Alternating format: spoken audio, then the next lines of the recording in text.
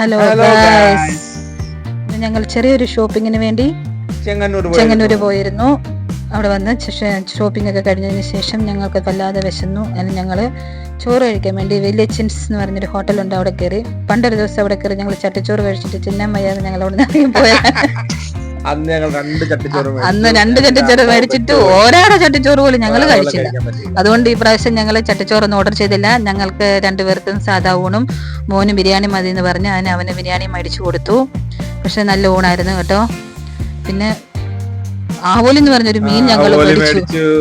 ആവോലി മീൻ മേടിച്ചു. അത് പക്ഷെ നല്ലതായിരുന്നു. പക്ഷെ ബില്ല് വന്നപ്പോഴാണ് ഞങ്ങൾ ഞെട്ടിപ്പോയത്. ആവോലി മീൻ മാത്രം 490 രൂപ.